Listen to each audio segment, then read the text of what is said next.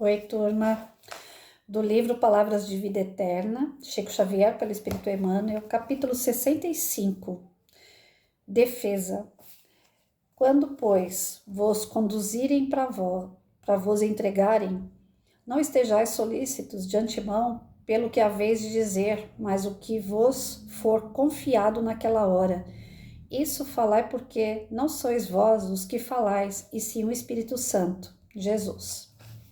Se tens a consciência tranquila no cumprimento do próprio dever, guardas em ti mesmo cidadela e refúgio. Não te percas em conflitos inúteis, nem te emaranhes nas explicações infindáveis. Acusado de mistificador, responde com o devotamento à verdade. Acusado de malfeitor, responde fazendo bem. Por todas as culpas imaginárias em que te cataloguem, o nome oferece por resposta a prestação de serviço. O fruto revela a árvore. A obra fala do homem. Quem te provoca através do escárnio mostra-se mal informado ou doente. E quem te fere através do insulto traz consigo pensamentos de ódio e de destruição. Não lhes sanarias o mal à força de palavras somente. Dá-lhes a conhecer a própria rota de um trabalho edificante que realizas, e a luz divina inspirar-te-á o verbo justo no instante certo. Meditando sobre a atitude do Cristo ao deixar justiçar-se nos tribunais terrenos ante a sanha dos cruéis detratores que o içaram à cruz, somos induzidos a pensar que o Mestre, centralizando-se nas construções da vontade do Pai, teria agido assim por ter mais que fazer que gastar tempo em defesas desnecessárias. Gente, não é fácil a gente não reagir. Nós tendemos a reagir diante de injúria, calúnia, difamação, provocações. Acabei de falar isso lá no instituto, onde eu estava com 15, 16 crianças. Enfim, a gente passa para os que estão chegando, né? A paciência, a tolerância, o desejo de fazer o bem independente do mal. Mas nós sabemos o quanto isso é uma tarefa árdua e difícil, né? Você tá fazendo as coisas certas, você tá ajudando, você tá se empenhando em favor do próximo e recebe aquelas pedradas, e principalmente de onde você menos imagina. Passei por isso. E não tô livre de passar, né? Ainda outras vezes, porque nós não somos santos, né? Nós tivemos lá atrás também momentos de crítica a outras pessoas, momentos que nós talvez até destruímos alguém, né? Hoje, quando a gente estuda, a gente vem buscar conhecimento, aprimoramento, né? A gente quer melhorar, a gente quer ser pessoas mais doce, pacífica, do bem. Mas e lá atrás? Nós éramos pessoas boas? Nós fizemos o correto? Não machucamos ninguém? Não traímos, não humilhamos, não castigamos, não julgamos e condenamos, não condenamos ninguém? Então, toda má sorte nossa hoje nada mais é do que fruto daquilo que a gente plantou, seja nessa ou em outra encarnação. Eu não tinha esse pensamento e estou buscando ter. Detalhe, ainda não tenho ele firme aqui dentro nem aqui, mas eu estou buscando, né? Porque quando a gente não tem uma resposta, a gente não sabe por que aquela ingratidão, por que aquela revolta, o porquê que uma pessoa fala de você sem nem te conhecer direito, te critica, né? Poxa, tem que ter uma razão no passado. Se você hoje não fez nada para essa pessoa, tem que ter uma razão no passado. E essa razão faz parte do que a gente está passando hoje, faz parte da justiça de Deus. Ora, se você fez para o teu irmão, por que ele não vai fazer com você? Não deveria. Mas é da justiça de Deus ele permitir que aconteça para você sentir na pele aquilo que você causou lá atrás, né? Então, a nossa defesa não é o contra-ataque. A nossa defesa em relação a essas pessoas também não é deixar elas fazerem o que bem entende, a ponto de nos prejudicar, mas ignorar. continuar trabalhando, continuar servindo, continuar buscando nas palavras de Jesus o conforto para que a gente siga reto. Porque se a gente parar no mesmo pensamento que essas pessoas, na mesma vibração que elas, na mesma energia que elas, nem nós vamos para frente e muito menos elas. Agora, se a gente ainda conseguir sobressair diante de todas as falcatruas, né, as traições que elas nos causam, se a gente conseguir continuar trabalhando, mesmo diante das dificuldades que elas nos impõem, nós vamos evoluindo e ainda arrastamos essas pessoas pelo exemplo. Porque elas vão ver que não conseguiram derrubar, não conseguiram fazer a maldade. E ainda vão aprender o que é bom. Ainda vão aprender a ser melhor. É difícil pra caramba, mas não é impossível. Basta a gente respirar, esperar o momento certo, pra gente continuar. Eu não respirei lá atrás, eu não esperei o momento certo, eu briguei muito, gente, mas eu briguei demais. Para eu ter desenvolvido poliomielite, que é uma degeneração muscular, eu imagino o tanto de lixo que eu acumulei no meu perispírito. De raiva, de bronca, ira, maledicência, porque aí falavam de mim, eu também falava, né? Gritava comigo, eu também gritei. Fiz um bocado de coisa errada. E se eu ainda estou pagando, eu sei que ainda tenho muito a pagar. Porque eu me enrolei nessa encarnação de novo.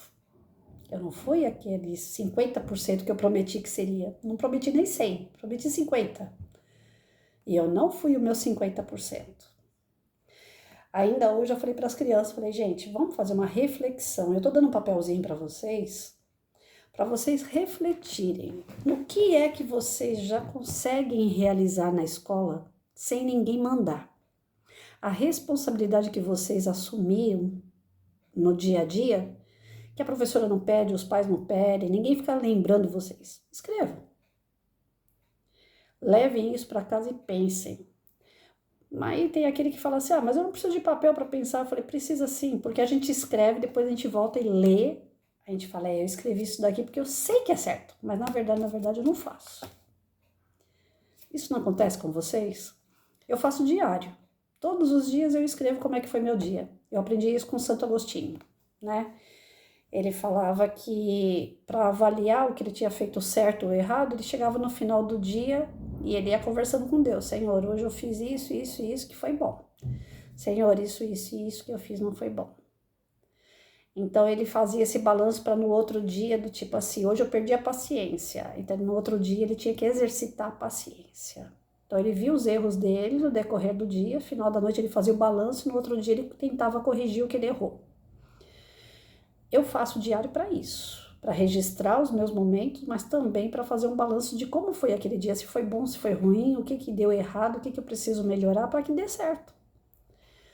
Então, eu não tenho que esperar alguém me criticar, alguém me apontar para dizer o que é certo e o que é errado. Eu posso fazer essa reflexão. Mas quando a gente começa a tomar muita pedrada, aí eu sempre lembro de pessoas que passaram pela minha sala de aula, faziam palestras e como era um período muito tumultuado que eu estava vivendo, sempre eles falavam isso, Patrícia, a árvore que tem bons frutos é que toma pedrada. Não desista, né? O ambiente onde eu estava era pesado. As pessoas com que eu trabalhava no dia a dia eram pessoas que tinham inveja, pessoas que tinham um espírito atrasado, uma visão limitada, né?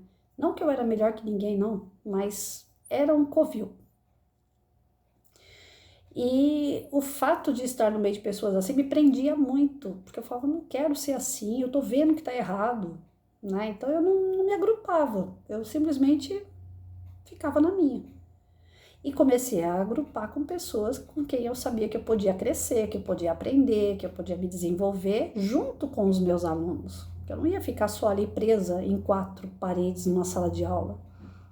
Então eu levei aluno para quartel, eu levei aluno para museu, eu levei aluno para um monte de lugar. E onde eu levava ou trazia gente para fazer palestra, Eu aproveitava para crescer junto. Eu gostava de toda aquela dinâmica. E isso fazia com que eu tomasse pedrada. Mas eu não desisti e fui até o final da minha carreira dessa forma. Desenvolvi poliomielite porque passei muito nervoso para obter esses resultados positivos que hoje eu vejo por aí. Aluno se formando, aluno formado, com família, aluno bem. Então, às vezes a gente pensa em desistir, porque tá difícil demais, porque as pessoas estão dando essas pedradas na gente.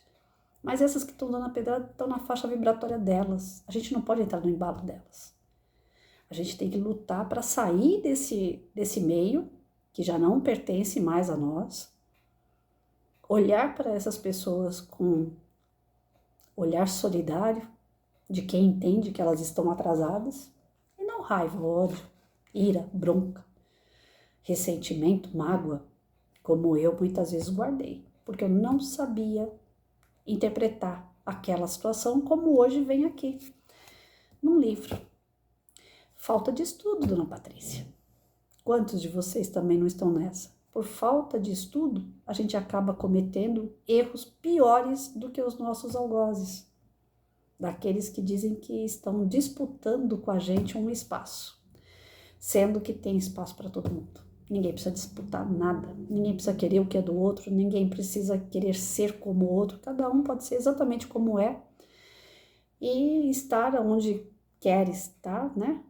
Se desenvolver quando achar que deve se desenvolver. E nós temos a capacidade de continuar crescendo sem prejudicar ninguém, sem se igualar àqueles que estão mais atrasados, ou frear o nosso caminho porque o outro está atrasado. Não.